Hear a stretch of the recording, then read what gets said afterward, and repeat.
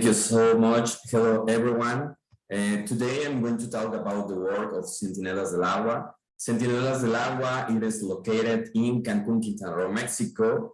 And today we are going to talk about the marine justice and the right to science from the basin to the reef perspective, and how the work of Centinelas del Agua is influencing the perspectives of the ocean and to get sustainable use and equitable use of the oceans. So in this perspective, who we are a non-profit civil association that it is established in April 2011, and our mission is to preserve the aquifer of the Yucatan Peninsula, transforming the relationship between the human beings and their local environment through the consolidation of wild culture education. Nowadays, we are working in the 3 states of the Yucatan Peninsula, in Quintana Roo, Mexico, in Yucatan, and in Campeche. So the work of Centinelas del Agua has 4 main components. The first component of our work is the scientific research. We do different projects from the basin to the reef for different reasons. One of them is to measure the water quality that we have at the cenotes inland in the lagoons, and how the nutrients concentrations goes to the oceans in the Mesoamerican reef system. So that is why we have this main program, the scientific research.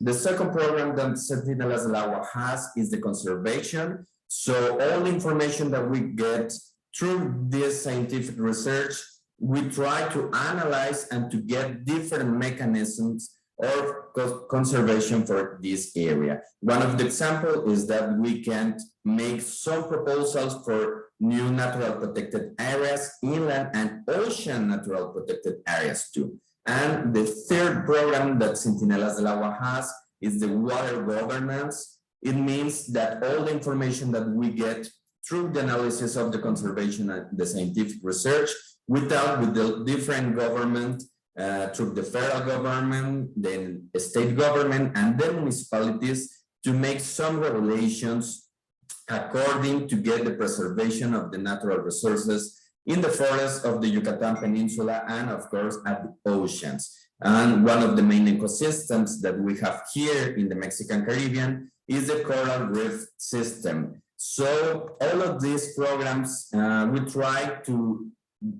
diffuse all the information and to spread all the information through the environmental education programs. So we have these environmental education programs at the cities and at the local communities. In this presentation, you are going to see the different points that we have to measure the water quality. The main sites that we have is in northern Quintana Roo.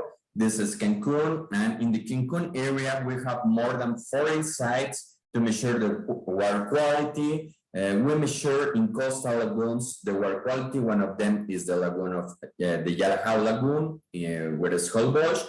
And in the city of Playa del Carmen, we made some observation wells to know how the water quality is changing because of the anthropogenic activities directly inland, and how the nutrients concentration is arriving to the oceans. Remember, and as Melina said, one of the main issues that we have nowadays, and the main reasons that our coral reef is losing every year, is because all the nutrients of the wastewater discharges that goes directly to the aquifer. So that is why we study the nutrients concentrations from inlet to coast. It is really important to measure the impact of anthropogenic activities and the availability and water quality in these different sites. So in this perspective, it's really important to get different legal mechanisms and conservation mechanisms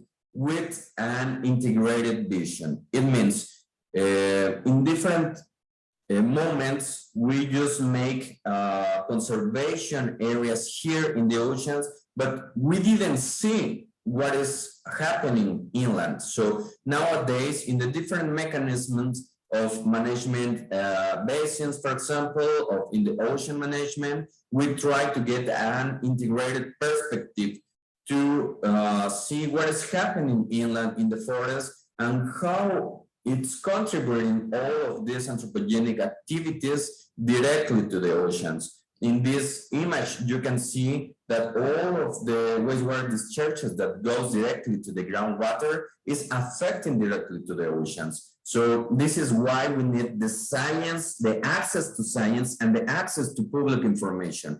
And this is why Centinelas del Agua is working on measure the water quality, on measure and analyze different compounds that maybe 40 years ago didn't was over there in this groundwater or in this forest, and nowadays is affecting our ocean. So it is really important to make different activities to establish the interconnection to the drainage system, to have a better water treatment plant system in the area, and it will be a really good conservation for the oceans and of course for the groundwater dependent ecosystems. All the information that Centinelas del Agua make and all the reports that we finish of every scientific research are available in our website. So this information is going to be in a public access, and all of this report, we deliver them to the government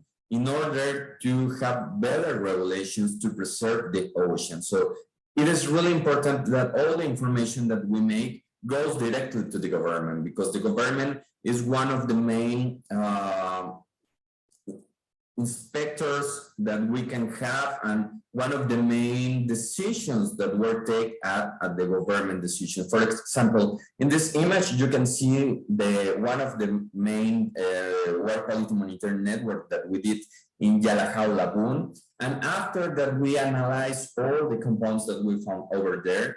We try to make some map with a reference about the concentration of this kind of nutrients. And for this example in a specific, we found that for the first time in the last 4 years, this coastal lagoon is in an eutrophic situation nowadays. And this is why, because we are discharging all the wastewater discharges directly to the groundwater and directly to the lagoons, and it goes directly to the oceans, of course. And this coastal lagoon now is receiving a lot of pollutants coming from inland from the different activities. After that, we got this kind of map. We tried to spread the information with all the population here in the Yucatan Peninsula, and that's why we make different books in order to explain them every ecosystem that we have here in the Yucatan Peninsula and how all the ecosystems are connected through the Karst Aquifer. For example, these are books that we make here in Centinelas del Agua in order to explain which is the importance of the forest, which is the importance of the mangrove, which is the importance of the dunes, and which is the importance of the coral reef system, and how all the ecosystems are connected through the aquifer. So this information is really good to explain to the people, to the kids, and to the decision makers the importance to make a really management program. For example, we have the initiative Agua Nuestro Derecho, Water or Right, that it is to spread information about the human rights to water and sanitation in the countries of the Caribbean. For example, it is Honduras, Belize, Guatemala, Colombia, and Dominican Republic. And we have get different goals in this initiative, the Agua Nuestro Derecho. And one of the last ways that we have, it was to have better regulations for the wastewater treatment in Mexico. So all the collectives is contributing and working together in order to get healthy oceans, to get the access to public information, and to implement the principle of transparency and the precautionary principle. And all of this, it's going to be working with the Escazú Agreement and obviously with the SDG. And for example, nowadays we're working in the SDG 17. So My message today is to trying to tell you that working together with the different institutions and in the main reason to spread all the information that we got at the scientific research, to take advantage to show to the making decisions and to make better agreements in order to preserve our oceans. So that is why it's really important to get together for have healthy oceans, and of course to make a better decisions to have an integration of the different programs from inland to the ocean. So thank you so much for everyone and for this webinar. And if you want to have more information, you can access to our social networks of Centinelas del Agua and to the collective Agua Nuestro Derecho. Thank you so much.